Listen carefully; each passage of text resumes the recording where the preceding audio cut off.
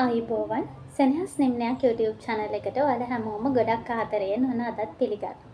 ඉතින් අද මම වීඩියෝ එක අරන් එන්නේ අපේ NVQ exam එක කරන්න සූදානම් වෙන ටීචර්ස්ලාට ඒ වගේම පෙර පාසල් ගුරු වෘත්තිය හදාරන්න බලාපොරොත්තු වෙන ඊට අමතරව ප්‍රයිමරි ටීචින් ඩිප්ලෝමා කරන ගුරුවරුන්ට මනෝවිද්‍යාව හදාරන ගුරුවරුන්ට සිසුන්ට ගොඩක් අදගත් වෙන කොටසක් තමයි අද මම කතා කරන්න බලාපොරොත්තු වෙන්නේ. ඉතින් මේ මොන ශාස්ත්‍රය අධ්‍යයනය කරත් අපිට හුඟක් වෙලාවට කතා බහට ලක් වෙන කෙනෙක් ගැන තමයි මම අද කතා කරන්නේ. ඉතින් මේක වීඩියෝ කිහිපයකින් කතා කරන්න වෙයි. මොකද ටිකක් දිග මාතෘකාවක් නිසා. ඉතින් අද කතා කරන්නේ ජින් පියාජේ ගැන, ප්‍රජානන සංවර්ධනය ගැන. ඉතින් හුඟක් වෙලාවට අපේ ප්‍රී ස්කූල් ටීචින් NVQ papers වල සාමාන්‍යයෙන් මේ ජින් පියාජේ ගැන, ප්‍රජානන සංවර්ධන අවදීන් ගැන, ප්‍රජානන සංවර්ධනය ගැන හුඟක් වෙලාවට MCQ විතරයිනේ දැන් එන්නේ. ඉතින් මේ MCQ වල ප්‍රශ්න සාමාන්‍යයෙන් අඩුම ගානේ 4 5 6ක්වත් ප්‍රජානන සංවර්ධනය සහ ජින් පියාජේ ගැන තියෙනවා. ඉතින් හුඟක් වෙලාවට අධ්‍යාපන මනෝවිද්‍යාවෙන් එහෙම ගොඩක් ප්‍රශ්න එනවා. ඉතින් ඒ නිසා මේ කොටස ඉතාම වැදගත් වෙන කොටසක් කියලා මම හිතනවා. ඉතින් මගේ ක්ලාසස් වලට සම්බන්ධ වෙන අපේ ගුරුවරු හුඟක් වෙලාවට කියන සහ YouTube channel එකේ හුඟක් වෙලාවට ටීචර්ස්ලා අහන කොටසක් තමයි මේ ප්‍රජානන සංවර්ධනය කියන්නේ මොකද්ද? මේක ලේසි ටිකක් මතක තියාගන්න අමාරුයි. කොහොමද මේක මතක තියාගන්නේ? මේ කොටස මේ ප්‍රශ්න ටික කරගන්න, මේ ප්‍රශ්න 5-6ට ලකුණු ටික ගන්න කියන එක. ඉතින් ඒ දේ ගැන හිතලා තමයි මම මේ වීඩියෝස් ටික කරන්න ඕනි කියලා හිතුවේ. ඉතින් ඒත් එක්ක මම මුලින්ම මතක් කරන්නම් ඔයාලා ප්‍රී-ස්කූල් ටීචින් NVQ 4 exam එක ලියන්න බලාපොරොත්තුෙන් ඉන්න RPL වලින් ලියන්න බලාපොරොත්තුෙන් ඉන්න ගුරුවරියක් නම් RPL කියලා කියන්නේ අවුරුදු 4කට වැඩි ඔයාට ප්‍රී-ස්කූල් ටීචින් එක්ස්පීරියන්ස් තියෙනවා නම් ඔයාලට පුළුවන් නයිට් එකට කතා කරලා RPL හරහා NVQ exam එක ලියන්න. එතකොට NVQ course එකක් හදාරන්න ඕනේ නැහැ. ඔයාලට exam එක විතරක් ලියන්න පුළුවන්. ඉතින් මේ විදිහට exam එක ලියද්දී අපේ ගුරුවරුන්ට තියෙන ලොකු ප්‍රශ්නයක් නේ තියරි නැහැ, notes නැහැ, පාඩම් කරන්න දෙයක් නැහැ කියන එක, papers මොනවද කියලා දන්නේ නැහැ. ඉතින් ඒ නිසා ඒ ගුරුවරුන්ට පහසුවක් විදිහට තමයි මම RPL teachers-ලාට classes කරන්න පටන් ගත්තේ. ඉතින් දැනට බැච් දෙකක් කරලා තියෙනවා. ඉතාම සාර්ථකව සියලුම ගුරුවරුන් ක්ලාස් දෙකේම ටීචර්ස්ලා 25ක් 30ක් විතර හිටියා. ඉතින් හැමෝම මම කියන්නේ පේපර් ක්ලාස් එක, තියරි ක්ලාස් එක පළවෙනි බැච් එකේ, පේපර් ක්ලාස් එක, තියරි ක්ලාස් එක සෙකන්ඩ් බැච් එකේ. ඉතින් මේ දෙකේම කට්ටිය ඉතින් ඒ හැමෝම තියරි ක්ලාස් එකට ආපු අය, පේපර් ක්ලාස් එකට ආපු අය හැමෝම NVQ 4 exam එක එකපාරින්ම පාස් වුණා. ඒ වගේම තමයි ඒ ගුරුවරු ප්‍රැක්ටිකල් ක්ලාස් වලටත් සම්බන්ධ වුණා. ඉතින් දැනට ප්‍රැක්ටිකල් එක්සෑම් එකට ගියපු ටීචර්ස්ලාත් ඉතාම සතුටුයි. හැමෝම ප්‍රැක්ටිකල් එක්සෑම් එකත් පාස් වුණා. ඉතින් අපිට දැනුමක් තියෙනවා නම් NVQ එක්සෑම් එක ගැන ලොකුවට ක්ලාස් යන්න හැම අවශ්‍ය වෙන්නේ නැහැ. නමුත් පේපර්ස් 2-3ක් කරලා බලන්න ඕනේ අපිට ඒක කරගන්න පුළුවන්ද කියලා. මොකද අපි ඕනෑම විභාගයක් තියදී ඒ සඳහා සූදානම් වීමක් අවශ්‍යයිනේ. අන්න ඒ නිසා ඉතින් NVQ exam එකට සූදානම් වෙනවා නම් වෙන ගුරුවරියක් නම් ඔයාලටත් පුළුවන් මගේ ක්ලාස් එකට සම්බන්ධ වෙන්න. ඉතින් මම ඇත්තටම කැමති ඔන්ලයින් පන්තියට ඒ වෙලාවේ සහභාගී වෙන්න පුළුවන් ගුරුවරු නම් එතකොට මට ඔන්ලයින් ඒ වෙලාවෙම පන්තිය කරලා ඒක රෙකෝඩින් එක ඒගොල්ලන්ටම දෙනවා. ඉතින් එහෙම නැතුව රෙකෝඩින් විතරක්ම ගන්න ගුරුවරුන්ට නම් පුළුවන් කලින් බැච් වල රෙකෝඩින්ස් ඩේට් එකත් එක්කම ඒ කවර් වෙච්ච ක්ලාස් ටික ඒ ටික තියෙනවා රෙකෝඩින්ස් ටික. ඉතින් ඒ රෙකෝඩින්ස් ටික ගන්න පුළුවන් අවශ්‍ය නම්. ඊට අමතරව තියරි PDF ටික විතරක් ගන්න ඕනේ ගුරුවරියක් නම් ඒ ටික ගන්න පුළුවන්. හුඟක් වෙලාවට අපේ මොඩියුල්ස් 17න් මොඩියුල්ස් 6ක් විතර තියෙනවා. අනිවාර්යෙන්ම මේ 6න් හුඟක් අපිට බලා ගන්න දේවල් තියෙනවා. ඉතින් එහෙම අවශ්‍ය නම් මොඩියුල්ස් 17ම උනත් ගන්න පුළුවන් PDF. ඊට අමතරව එහෙම නැත්නම් අර අත්‍යවශ්‍යම මොඩියුල්ස් 6 7 වගේ ඒ අවශ්‍යම ටික අරගෙන ඒ ටික බලා ගන්නත් පුළුවන්. ඉතින් ඊට අමතරව පේපර් ක්ලාස් එකට ජොයින් වෙන්න පුළුවන්. අර වගේම පේපර් ක්ලාස් එකට ඔන්ලයින් ජොයින් වෙන්න අපහසු ටීචර්ස්ලාට රෙකෝඩින් ලබා ගන්නත් පුළුවන්. ඊට පස්සේ ඔයාලට දැන්ට තියරි එක්සෑම් පාස් වෙලා ප්‍රැක්ටිකල් එක්සෑම් එක ගැන මුකුත් අදහසක් නැතුව ඉන්න ගුරුවරියක් නම් ඉතින් ප්‍රැක්ටිකල් එක්සෑම් එකටත් මම ක්ලාසස් කරලා තියෙනවා. ඉතින් ඒකෙත් රෙකෝඩින්ස් 3ක් තියෙනවා. කොහොමද ප්‍රැක්ටිකල් එක්සෑම් එකට අපි ලෑස්ති වෙන්න ඕනේ? මොනවද අපි ලෑස්ති කරගන්න ඕන දේවල්? කොහොමද අපි ප්‍රැක්ටිකල් එක්සෑම් එක හරියටම පාස් වෙන්න කරගන්නේ? කොහොමද ටීචින් ඒඩ්ස් හදාගන්නේ? මේ හැම දෙයක් ගැනම ඒ රෙකෝඩින්ස් 3ෙම කියන්නේ ක්ලාස් 3ක් කරා ඒ රෙකෝඩින් 3ෙම විස්තර කරලා ඉතාම සවිස්තරාත්මකව කියලා දෙනවා. ඊට පස්සේ ලෙසන් ප්ලෑන් එකක් කොහොමද හදාගන්නේ? ඉතින් අපිට ප්‍රැක්ටිකල් එක්සෑම් එකට අනිවාර්යෙන්ම තනියෙන් ලෙසන් ප්ලෑන් එකක් හදන්න තියෙනවා.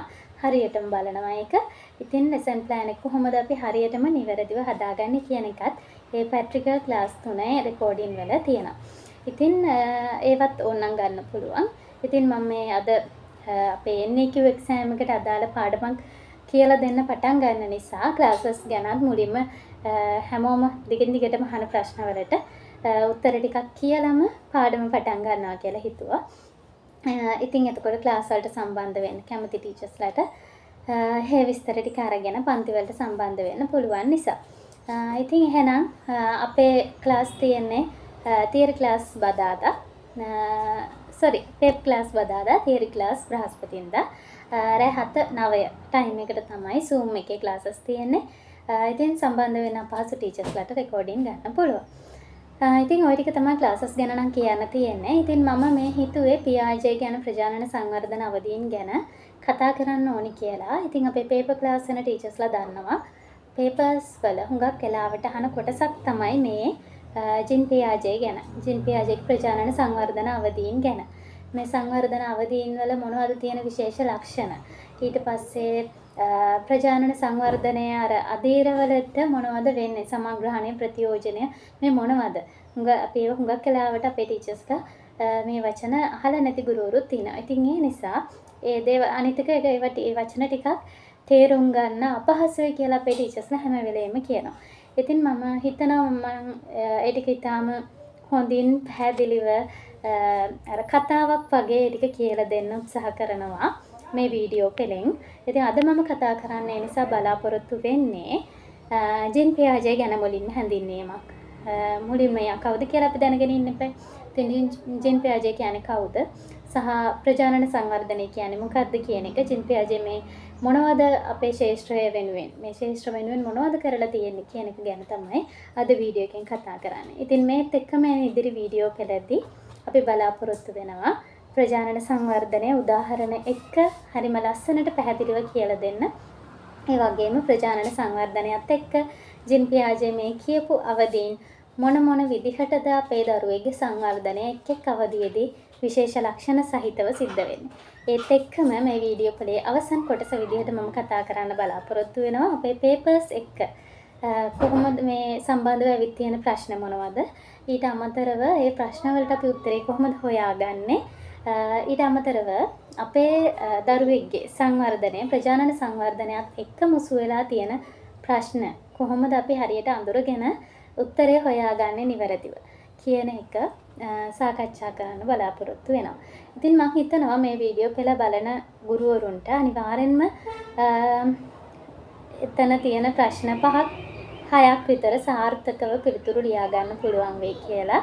ඉතින් ඇත්තටම ප්‍රශ්න MCQ ප්‍රශ්න 50කින් ප්‍රශ්න 5-6ක් කියලා කියන්නේ ලොකු ප්‍රමාණයක්. ඉතින් ලොකු ලකුණු ප්‍රමාණයක් එතනින්ම අචීව් කරගන්න පුළුවන්. ඉතින් ඒ හින්දා මම හිතනවා අපේ ගුරුවරුන්ට මේ කොටස ඉතාම වැදගත් වෙයි කියලා. එහෙනම් ගොඩක් ආදරයෙන් ආරාධනා කරනවා මේ වීඩියෝ පිටත් එක්ක අපේ channel එකත් එක්ක ආදරෙන් එකතු වෙන්න කියලා. සහ ඔයාලගේ අදහස් තවදුරටත් දැනගන්න ඕන දේවල් තියෙනවා නම් අනිවාර්යෙන්ම comment section එකේ දාන්නත් අමතක කරන්න එපා. මේ වීඩියෝ එක ගොඩක් ඔයාලට වැදගත් වෙයි කියලා හිතන තවත් යාළුවෝ ඉන්නවනම් NAQ හදාරන ටීචර්ස්ලා ඉන්නවනම් එයාලට share කරන්නත් අමතක කරන්න එපා. ඒ වගේම තමයි තව මතක් කරන්න ඕන දෙයක් ඔයාලා පන්ති වලට සම්බන්ධ වෙනවා නම් වීඩියෝ එක යන නම්බර් එකට WhatsApp message එකක් දාලා විස්තර සඳහන් කරලා පන්ති වලට සම්බන්ධ වෙන්න PDF ගන්න පුළුවන්. එහෙනම් අපි යන් වීඩියෝ එකට. හරි. එහෙනම් අපි මුලින්ම ජින් PRJ ගැන පොඩ්ඩක් විස්තර කතා කරලා ඉමු. ජින් පියාජේ ගැන අපිට අනිවාර්යයෙන්ම මේ පෙරපාසල් ගුරු වෘත්තිය, පෙරපාසල් ඩිප්ලෝමා, මුල්ලමාවිය සංවර්ධනය පිළිබඳ ඩිප්ලෝමා ගැන කතා කරද්දී ඊළඟට ප්‍රාථමික අධ්‍යාපනය පිළිබඳව ඩිප්ලෝමා පාඨමාලාවන් හදාරද්දී අධ්‍යාපනය පිළිබඳව පාඨමාලාවන් හදාරද්දී හුඟක් වෙලාවට අපිට කතා කරන්නම වෙන කෙනෙක් තමයි මේ ජින් පියාජේ කියලා කියන්නේ. ඉතින් ඔහු 1896 තමයි උපත ලබන්නේ. ඇත්තට මෙයාගේ පෞද්ගලික විස්තර නම් අපිට පේපර්ස් වලට එහෙම ලොකුවට අවශ්‍ය වෙන්නේ නැහැ. මම ඒ ටික කියන්නේ පාඩමට ආරම්භයක් ගැනීම සඳහා. ඉතින් ඔහු හුඟක් වෙලාවට පොඩි කාලේ ඉඳන්ම ස්වභාවික පරිසරයේ ජීව විද්‍යාව මේ හැම දෙයක් එක්කම ගැටෙමින් තාම කුතුහලයෙන් පිරුණු දරුවෙක් විදියට තමයි හැදිලා තියෙන්නේ. ඉතින් මෙයා මේ විදිහට විද්‍යාත්මක පරීක්ෂණ වලට නැඹුරු වීම ආරම්භ වෙලා තියෙන්නේ අවුරුදු 11 ඇති වගේ ඉතා කුඩා වයසේදී. ඉතින් ස්වභාව ධර්මයත් එක්ක විද්‍යාත්මක නිරීක්ෂණ ආරම්භ කරලා ඔහු ඊළඟට විශ්වවිද්‍යාලයට සම්බන්ධ වුණාට පස්සේ විවිධ පොත්පත් පරිශීලනය කරමින් තමන්ගේ දැනුම තවත් වැඩි දියුණු කරගෙන තියෙනවා. ඉතින් මෙයා යොවුන් වියට පාතබන කාලය වෙන විට මෙයාට ගොඩක්ම එයාගේ අවධානය යොමු වෙන්නේ අපිට මෙන්න මෙයා ගැනත් අපිට කතා කරන්න තියෙනවා මේ ෆීල්ඩ් එකේ සිග්මන්ඩ් ෆ්‍රොයිඩ්. එයාලා අහලා ඇති. සිග්මන්ඩ් ෆ්‍රොයිඩ්ගේ මේ මනෝවිශ්ලේෂණ වාදය ගැන තමයි ජින් පියාජේ වැඩියෙන් එයාගේ අවධානය යොමු කරලා තියෙන්නේ. ඉතින් මේ විදිහට මෙයා මේ මනෝවිද්‍යා ශාස්ත්‍රය ගැන අවධානය ටිකෙන් ටික යොමු කරමින් ගොඩාක් අධ්‍යයනය කරමින් තමයි ප්‍රජානන සංවර්ධනය, අධ්‍යාපනය, මනෝවිද්‍යාව මේ හැම දෙයක් ගැනම එයාගේ අදහස් පසුකාලීනව ඉදිරිපත් කරන්නේ. හරි. ඉතින් ඒත් එක්කම අපි හුඟක් කතා කරනවා අධ්‍යාපන මනෝවිද්‍යාව ශාස්ත්‍රයේදී අපේ මොඩියුල් එකේදී දෙවෙනි මොඩියුල් එකේදී ගොඩක් මනෝවිද්‍යාඥයන් ගැන අපි කතා කරනවා. ඉතින් මේ හැමෝගෙම වගේ අපි පරීක්ෂණ ගැන කතා කරද්දී අපිට පැහැදිලි වෙන දෙයක් තමයි මේ ගොඩක් දෙනා යොදාගෙන තියෙන්නේ පරීක්ෂණ සඳහා විවිධ සතුන්. නමුත් අපේ මේ ජින් පියාජේගේ තියෙන විශේෂත්වයක් තමයි ඔහු මේ පරීක්ෂණ සඳහා යොදාගෙන තියෙන්නේ දරුවෝ. ඉතින් විශේෂයෙන්ම මේ මනෝවිද්‍යාව ශාස්ත්‍රයේ පුද්ගලයාගේ චර්යාව කොහොමද සිද්ධ වෙන්නේ කියන පරීක්ෂණ ගොඩක් සිද්ධ කරන්න ජින් පියාජේ මැදිහත් වෙලා තියෙනවා. ඒ වගේම මෙයා එයාගේම පරීක්ෂණාගාරයක් ආරම්භ කරලා විශේෂයෙන්ම තමන්ගේම දරුවෝ තුන්දෙනා ජැකලින්, ලුසියන්, ලොරෙන් කියන තමන්ගේම දරුවෝ තුන්දෙනා යොදාගෙන ඔහු පරීක්ෂණ කරනවා. ඉතින් අපි කතා කරනවානේ ජින් පියාජේගේ ප්‍රජානන සංවර්ධන අවදීන් කියලා. ඒ කියන්නේ එක් වයස් මට්ටමින් මට්ටමට දරුවාගේ හැසිරීම් රටා ලක්ෂණ කොහොමද වෙනස් වෙන්නේ කියන එක ගැන අපි කතා කරනවානේ. ඉතින් ඒ දේවල් ගැන එයා අධ්‍යයනය කරන්න එයාගේම දරුවෝ තුන්දෙනාත් යොදාගෙන තියෙනවා. ඒ කියන්නේ මේ දරුවෝ තුන්දෙනා එකම වයසේ නෙවෙයිනේ. එතකොට එක දරුවෙක් ඉපදුනහම එයා උපතේ ඉඳන් අවුරුද්ද වෙනකම් මොන වගේ හැසිරීම් රටාද ඒ දරුවගේ තියෙන්නේ ලක්ෂණ මොන වගේද ඒ දේවල් මේ අධ්‍යයනය කරනවා. ඉතින් මේ විදිහට තමන්ගේම දරුවෝ තුන්දෙනාත් එයා පරීක්ෂණ කටයුතු සඳහා යොදාගෙන තියෙනවා කියලා තමයි පොත්පත්වල සඳහන් වෙන්නේ. ඒ වගේම තමයි මේ ජින් පියාජේ ළමයි ඇසුරු කරමින් ගොඩක් සංවාද යොදාගෙන ක්‍රියාකාරකම් කරලා නිරීක්ෂණ වාර්තාගත කරගෙන තමයි එයා මේ දේවල් අධ්‍යයනය කරේ. ඉතින් ඒ කාලේ ඇමරිකානු පරීක්ෂණ ක්‍රමවේදයන් වලට මෙයාගේ ක්‍රමවේදය ටිකක් පටහැනි. මොකද හැමෝම යොදාගත්තේ සතුන් යොදාගෙන තමයි පරීක්ෂණ සිද්ධ කරේ. මෙයා මේ ජීවත් වෙන ඇත්තම දරුවෝ යොදාගෙන පරීක්ෂණ සිද්ධ කරනවා.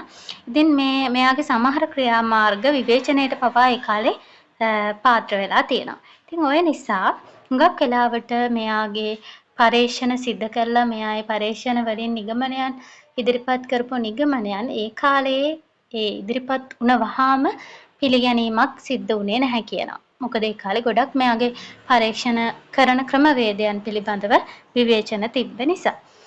ඉතින් ඒ වුණත් වර්තමානයේ වෙද්දී නම් ජින් පියාජේගේ මේ අනාවරණ හේතුවෙන් ළමා මනෝවිද්‍යාව ඉතාම ජනප්‍රිය සහ ඉතාම පුළුල් විශේෂ ශාස්ත්‍රයක් බවට පත් වෙමින් ගොඩක් එයාගේ අදහස් පිළිගැනීමට ලක් වෙනවා. හරි. ඉතින් ඒ වගේම තමයි ජින් පියාජේ 1950 දී විතර The Psychology of Intelligence කියන කෘතිය නිර්මාණය කරනවා. ඉතින් අපි කතා කරනවා ඔයාලට මතක ඇති කතා කරලා අදහස් තියෙනවා නම් ඒ කියන්නේ තියරි අධ්‍යයනය කරලා තියෙනවා නම් අපි පළවෙනි මොඩියුල් එකෙත් කතා කරනවා මාග්‍රට් මැක්මිලන් ඊට පස්සේ අපේ මහත්මා ගාන්ධිතුමා ගැන, ජෝන් ඩුවි, රූසෝ ගැන, ඊට පස්සේ මරියා මොන්ටිසෝරි මැතිණිය, මේ වගේ ගොඩාක් දෙනෙක් ගැන අපි කතා කරනවා. මේ හැමෝගෙම විශේෂ ලක්ෂණ, ඊට පස්සේ ඒගොල්ලෝ මොනවද ඉදිරිපත් කරලා තියෙන්නේ, එයාලගේ අදහස් ඉදිරිපත් කරගන්න එයාලා යොදාගත්ත විදිහ, ග්‍රන්ථ මොනවද, මේ දේවල් ගැන අපි ගොඩක් කතා කරනවා. ඉතින් මේ වගේම ජින් පියාජෙත් මේ The Psychology of Intelligence කියන කෘතිය හරහා තමයි එයාගේ අදහස් සමාජගත කරන්නේ. ඉතින් මේ විදිහට මෙයා ගොඩාක් ප්‍රජානන සංවර්ධනය ගැන අදහස් ඉදිරිපත් කරලා තියෙනවා. ප්‍රජානනය කියන්නේ මොකක්ද? එතකොට ප්‍රජානන සංවර්ධනය දරුවෙක්ගේ කොහොමද අපි වැඩි දියුණු කරන්න? ක්‍රියාකාරකම් සැලසුම් කරන්නේ කොහොමද දරුවෙක්ගේ ප්‍රජානන සංවර්ධනය අධීරයෙන් අධීරයට වයස් සීමාවෙන් වයස් සීමාවට සිද්ධ වෙන්නේ කියන දේවල් ගැන ජින් පියාජේ ගොඩාක් කතා කරලා තියෙන කෙනෙක්. ඉතින් ඒ වගේම තමයි මම හිතනවා ගොඩක් දේවල් කතා කරා ජින් පියාජේ ගැන. ඉතින් මේක මූලාරම්භයක් විදිහට මම ගන්නවා ජින් පියාජේගේ ප්‍රජානන සංවර්ධන අවදීන් ගැන කතා කරන්න මූලික ආරම්භයක් විදිහට. මම ප්‍රජානනය කියන්නේ මොකක්ද කියන එක සරලවම පැහැදිලි කරලම අද වීඩියෝ එක අද පාඩම නවත්තන්න. ඉතින් අපි මේ ජින් පියාජේ ගැන කිව්ව වෙලේ ඉඳන් ප්‍රජානනය කියලා වචනයක් කතා කරනවානේ. ඉතින් මේ ප්‍රජානනය කියලා අපි අදහස් කරන්නේ ඊටාම සරලවම ගත්තොත් දැන් ඕනම වචනයක් ගැන අපි මතක තියාගන්න හෝ ඉගෙන ගන්න ගත්තාම ඒකට ඉතා සංකීර්ණ නිර්වචන ගොඩක් තියෙන්න පුළුවන්. නමුත් අපිට ඕනේ ඒක අපිට තේරුම් ගන්න පුළුවන් විදිහට පැහැදිලිව අවබෝධ කරගන්න පුළුවන් විදිහට අදහසක්නේ.